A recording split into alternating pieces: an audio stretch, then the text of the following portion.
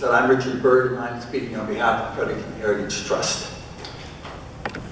The town plat was set out by Dougal Campbell, a Scotch engineer in the 1780s.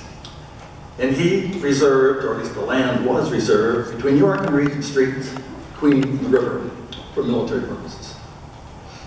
The military compound, as it came to be known, was a central part of the plan to protect this province from invasion.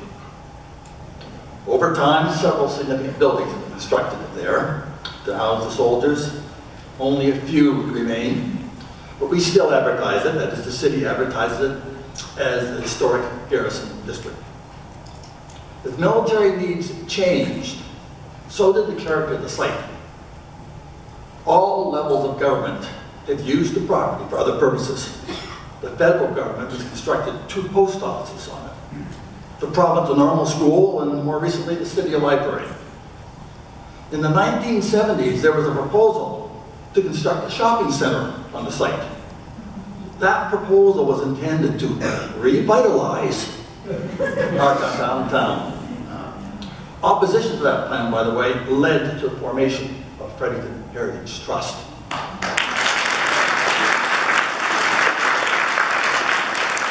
Today, the compound has been declared a national and a provincial historic site. Now, the only part of the compound that has been left relatively intact is Officer Square. If we look at the plan, that is the 2015 City Center Plan, the stake was made about the city center. Existing municipally, provincially, and federally significant heritage buildings contribute most strongly to the city center's sense of identity and place, and should be preserved in their entirety. And the draft garrison plan seems to carry that out. Although somehow between 2015 and today, things changed. And I think his worship's words that were quoted in the press summarize that change the best and for the worst. He said that Officer Square is in desperate need of revitalization. National and provincial historic sites do not need revitalization. Provincial historic sites are protected under the Heritage Conservation Act, not the Heritage Revitalization Act. We have a Fredericton Heritage Preservation Review Board, not a Fredericton Heritage Revitalization Board. The difficulty, I think, with a great portion of this city, and this I'm speaking on behalf of Fredericton Heritage Trust, is that there is where we see the difference in the plans. I've heard a lot of detail on this aspect and that aspect, but it's the overall picture that I think that is causing us the greatest problem. When you take a site and have it archaeologically exposed, as they did with the foundation, to one portion of the officers' barracks, and today there's a photograph of that in the city center plan, setting it out as a perfect example of what should be done, and now you propose to put some sort of staging over it.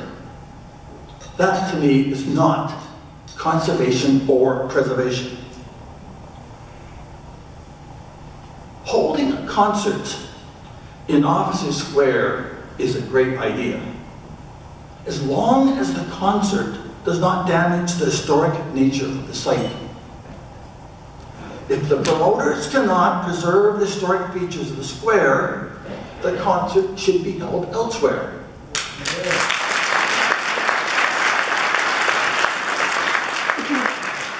It appears at the moment, I think to many of us, the city has it backwards.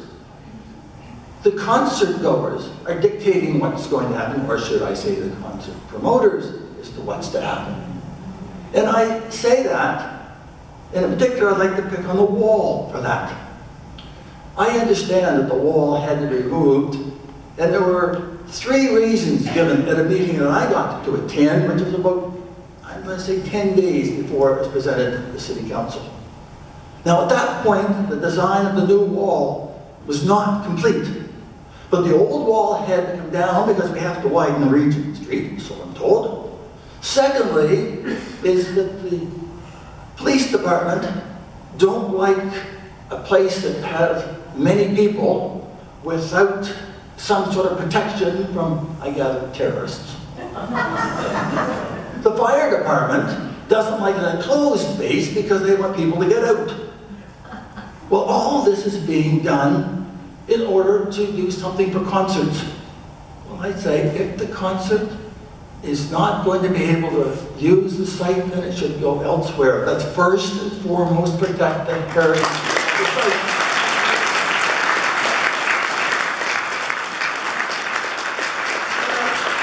I think that is the difference in attitude that I'm going to say the people on this side of the room have compared to people on that side of the room. At least so it appears. Now, that attitude about heritage protection, and I want to take two other examples to note where I think the city seems to be going. There was a proposal which was passed by City Council to demolish 2 century-old houses on Regent Street. Now, Fredericton Heritage Trust did not take any issue with that, although we thought about it long and hard. We're seen as being objecting to everything. And this one we thought, well, it's on the line. But the sad moment was to watch somebody in City Council, when the motion passed, give a thumbs up. Never do I think one should give a thumbs up to the destruction of a century-old building. Now that little example fits to me with the destruction of the wall. You take an excavator and destroy the wall as opposed to preserve it. It seems to me that we have another destruction coming up and potential in the future. I think the playhouse seems to be up for destruction.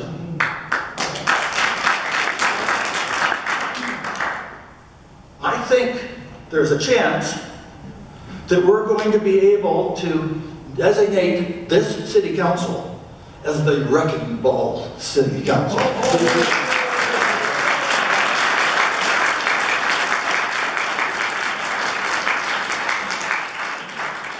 Please reconsider. Think about heritage conservation, preservation, not revitalization. One last point. The National Trust for Canada is holding its annual meeting here in Fredericton. This happens in October. It's an association, the Canadian Association of Heritage Professionals and Association Heritage in Brunswick. This will be a large and significant meeting of people across Canada involved in heritage preservation. As well, there are going to be a number of international delegates. We didn't think that we would be featuring heritage destruction at that conference, and that's how we see it.